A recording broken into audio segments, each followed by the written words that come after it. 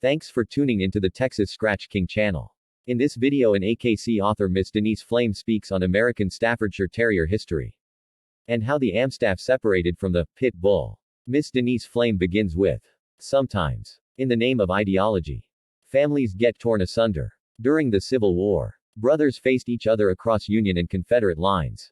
After World War II, the Berlin Wall separated families and fates. And in dogs more than a century ago, we had a similar philosophical divide between the fighting dog known as the American Pit Bull Terrier and his pacifist sibling, later to be called the American Staffordshire Terrier. No use sugarcoating it. Pit bulls were created to be dogfighters, and very good ones at that. In England after 1835, when bull and bear baiting were officially outlawed, blood sports pivoted to illegal matches that could be less visible, but just as lucrative. Since fighting another dog rather than a chained bear or bull required greater agility, bulldogs were crossed with terriers to produce fearsomely fleet dogs that would excel in the fighting pit. Though it seems counterintuitive, dogs bred for fighting their own kind were intrinsically human-friendly. They had to be, in order for these high-stakes matches to run smoothly. According to the cold-blooded rules of the fighting pit, any dog that bit humans, whether the opponent's handler, the referee, or anyone in the vicinity, even in the heat of battle, did not live to fight another day, and was dispatched on the spot. Within a few decades, these bull and terriers made their way across the Atlantic. While they were still used for fighting in the States, their rough and ready attitude and intense loyalty made them a logical choice for the frontier, where they herded livestock, caught hogs, and guarded home and hearth. Kirby of Indiana was one of the earliest AKC champion American Staffordshire Terrier. The breed was recognized by the AKC in 1936. Kirby of Indiana is an example of an early AmStaff champion. So did the AKC register pit bulls. As pit bulls grew in popularity in the United States, so did their owners' desire to have them registered as a bona fide breed. But the American Kennel Club, founded as it was by well-heeled gentlemen who lunched in Manhattan and shot over their pointers on sprawling Long Island estates, did not want to be associated with the cruelties of the fighting pit. And so in the late 1800s, pit bull enthusiasts were refused registration for their dogs. Back in the United Kingdom, the bull and terrier had diverged into two breeds. The bull terrier, which left its fighting heritage behind and never looked back, and the Staffordshire bull terrier, whose fanciers continued their illegal contests and paralleling the trajectory of the pit bull in the United States. And like their American relatives, Staffordshire bull terriers could not gain official acceptance in their native land. For the same reason, no established registry wanted to be affiliated with a dog that drew the blood of its own kind for a living. It wasn't until 1935, decades after another round of anti-dogfighting legislation, that the Kennel Club in Britain formally recognized and registered the Staffordshire Bull Terrier. That paved the way for the American Kennel Club to recognize a subset of the pit bull population in the United States a year later, after being assured by breeders that they would not allow their dogs to be used for dogfighting. After considering several names including the American Bull Terrier, which promptly sent fanciers of the long-established Bull Terrier into a tizzy, and the Yankee Terrier, the AKC settled on Staffordshire Terrier, in a nod to the breed's roots in Britain's Black Country, known for its concentration of mines and foundries.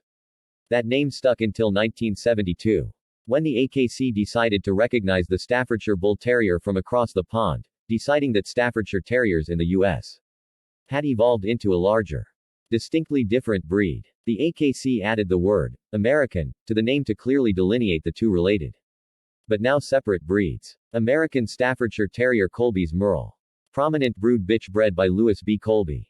His father John had first encountered the breed in 1888, and Lewis followed in his footsteps, producing dogs of remarkable strength found in the bloodlines of most alive today.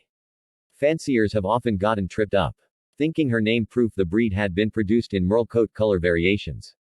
However, it is alleged the name actually came from Colby's crush on Hollywood actress Merle Oberon. American Staffordshire Terrier vs. American Pit Bull Terrier. When the first 50 or so pit bulls entered the AKC registry in 1936, they became American Staffordshire Terriers, forever setting themselves apart from the related dogs that now called formally themselves American Pit Bull Terriers.